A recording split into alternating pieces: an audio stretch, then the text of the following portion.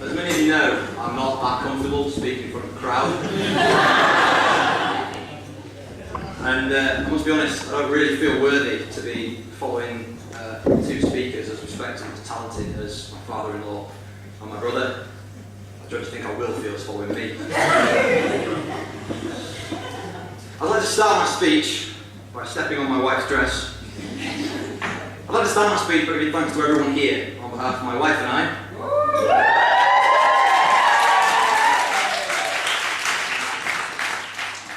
On behalf of my wife and I.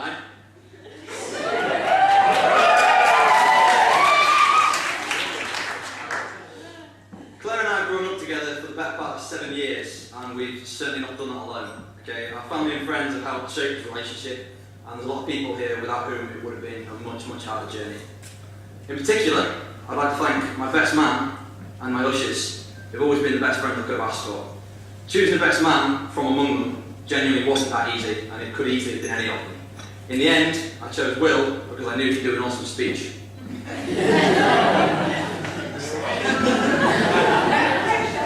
No pressure at all. I'd also like to thank the bridesmaids at the end there. Michaela, who's been Claire's best friend since the days their idea of fun was to spin round and round and round until they fell over.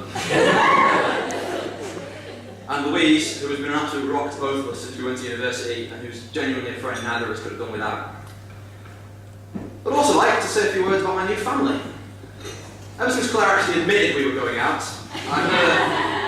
I've never received anything but a warm welcome from any of them. I've always felt very accepted, very comfortable, and occasionally a little bit unnerved by the sheer amount of things my mother-in-law can apologise for. That didn't like that. Sharon, Jeff and Andrew have honestly become like a second family to me, and I'm very proud to have been accepted by them today. You hear all sorts of horror stories about people's in-laws, and I'm pleased to say that I have none that I'm willing to share in public. I'd also like to thank my family, some of whom, my granny, my joint favourite aunties, there we go, and my cousin Rita and Catherine, who've come an awful long way to be here, from South Africa and from Canada to be here. And in particular, I'd like to give thanks to Brian and Maria. And Brian for that quite moving toast before the meal. Never wanted to be outdone by his other family members. Ryan decided flying in a week before the wedding would have been a little bit too easy and not crazy enough. Instead, he flew in last night, and he's leaving on Thursday lunchtime, back to Dubai.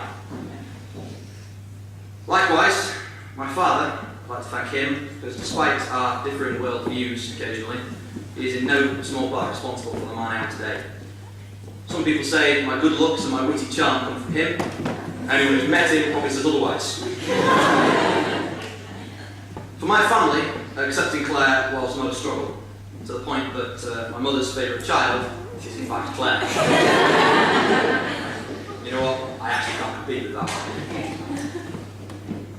Claire is, without question, the best thing that ever happened to me. And I'm very proud and very happy in the knowledge that we've made all the right choices in life to bring us to this point. The last few days and weeks leading up to the wedding have been hard work. No one warned me a wedding was going to be a struggle. But I've never been quite so sure that I'm doing the right thing. Claire is something special, and today I count myself a very lucky man. I'd like to close with a few words about two very special people to me. This wedding wouldn't have been possible without the hard work, dedication, enthusiasm, sheer bloody mindedness, and in some cases the apologies of the two mothers. There's nothing we can do to thank them enough. Okay, everything you see in front of you, the place name, the invitations, the menus, anything that looks handmade was handmade. Okay, it was made by my mother and my mother-in-law. Okay, they put it all together. My mother's organised and corralled and occasionally lost her temper at sorting this thing out, and it would have been very, very difficult without them. It's worth saying to them and to everyone, Claire and I are happy, and it's thanks to them more than anyone else. To that end, I'd like to close my speech by proposing a toast to the two most fantastic people, and who I don't mind saying I love them both dearly. Shona and Sharon.